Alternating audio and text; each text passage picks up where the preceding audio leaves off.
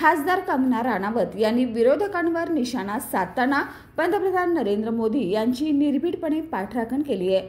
2014 पूर्वी देशात 2G घोटाळा, कोळसा घोटाळा, चारा घोटाळा असे अनेक घोटाळे झाले, मात्र पंतप्रधान मोदींवर एकही भ्रष्टाचाराचा आरोप नाही असं त्या म्हणाल्या। यापुढे बोलताना त्यांनी मिश्किल शैलीत एक वाक्य उच्चारलंय, चंद्रावर डाग आहे पण मोदींवर एकही डाग नाही। आता तिच्या या विधानावर विरोधक कशा पद्धतीने प्रत्युत्तर देतात हे पाहणं महत्त्वाचं ठरणार आहे।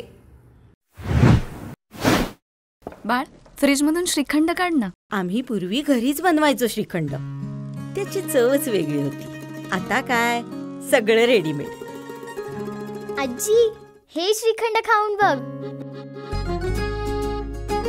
आज तुझ्या आईनं घरीच बनवलं की काय? हे आहे गोकुळचं श्रीखंड, अगदी जिभेवर रेंगाळणार। जिभेवरच नाही तर मनावरही रेंगाळणार। गोकुळ श्रीखंड, मनावर रेंगाळणार।